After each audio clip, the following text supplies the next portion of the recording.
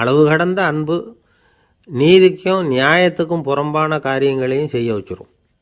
தசரதன் மிகச்சிறந்த நீதிமான், தர்மத்துக்கு விரோதமாக ஒரு காரியமும் செய்யாதவன். அப்பேற்பட்டவன் தன்னுடைய மனைவியை பார்த்து என்ன சொல்கிறான் தெரியுமா? உனக்காக நான் என்ன செய்யணும்னு சொல்லி செய்கிறேன். ஒரு குற்றமும் செய்யாத ஒருத்தனை கொல்லணுமா கொல்கிறேன். மரண தண்டனை விதிக்கப்பட்ட ஒருத்தனை விடுதலை செய்ய சொல்கிறியா செய்கிறேன். எந்த பிச்சைக்காரனையாவது கோடீஸ்வரனாக சொல்கிறியா ஆக்கிறேன். அல்லது கோடீஸ்வரனை பிச்சைக்காரன் ஆக்கணுமா ஆக்கிறேன் அப்படிங்கிறான். நீதிக்கு விரோதமான இந்த பாவங்களை செய்கிறதுக்கு அப்பேற்பட்ட அரசன் எப்படி துணிஞ்சான்? மனைவி பேரில் வச்ச அளவு கடந்த அன்பு தான் காரணம்.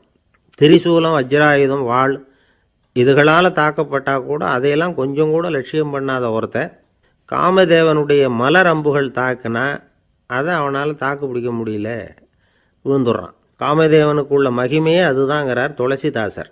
அதனால தான் பெரியவங்கள்லாம் என்ன சொல்கிறாங்கன்னா, எதையும் அளவுக்கு மீறி செய்யாதேங்கிறாங்க. அப்பா, அம்மா, மனைவி, மக்கள் எல்லார் பேர்லேயும் அன்பு அவசியம்தான். ஆனால் அந்த அன்பு அறிவுக்கு புறம்பாக இருக்கக்கூடாது, அளவுக்கு மீறி இருக்கக்கூடாது. அப்போ தான் வாழ்க்கை சுகமாக இருக்கும். இல்லைன்னா அவஸ்தை தான். அளவுக்கு மீறின அன்புங்கிறது புரியுது, அது சரி. அறிவுக்கு புறம்பான அன்புங்கிறது எப்படி? ஒரு தாய்க்கு ஜலதோஷம் அல்லது ஏதோ ஒரு தொற்று நோயின்னு வச்சுங்களேன். அந்த அம்மாவுக்கு தன்னுடைய குழந்தை பேரில் அளவு கடந்த அன்பு. தனக்கு நோய் இருக்குது, அது அடுத்தவங்களுக்கு தொற்றக்கூடியது அப்படின்னு தெரிஞ்சிருந்தோம் அன்பை காட்டுறதுக்காக அந்த குழந்தைக்கு முத்தம் கொடுக்குறேன்னு தூக்கி வச்சுக்கிட்டு கொஞ்சம் ஆரம்பிச்சிதுன்னு வச்சுக்கோங்க, அது நல்லா இருக்குமா? இதுதான் அறிவுக்கு புறம்பான அன்புங்கிறது. அது மாதிரி விலங்குகள்கிட்ட அன்பாயிருன்னு சொல்கிறோம். அதுக்காக புலிக்கு முத்தம் கொடுக்க முடியுமா? அப்படி கொடுத்தா அது அறிவுக்கு புறம்பான அன்பு. அதனால் அன்பு கூட அறிவுபூர்வமாக இருக்கணும் அப்படிங்கிறத இன்றைக்கி தகவல் மூலமாக நாம் புரிஞ்சுக்கணும். இந்த காலத்து காதலன் தன்னுடைய காதலிகிட்ட சொன்னானாம், இதை பாரு, உன் பேரில் எனக்கு அளவு கடந்த அன்பு. உனக்காக என்ன செய்யணும்னு சொல்லி செய்கிறேன்.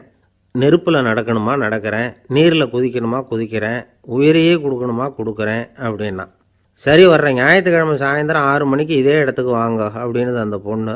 இவன் கொஞ்சம் யோசனை பண்ணி பார்த்துட்டு, அன்றைக்கி மழை பெய்யாமல் இருந்தால் வந்துடுறேன் அப்படின்னானான்.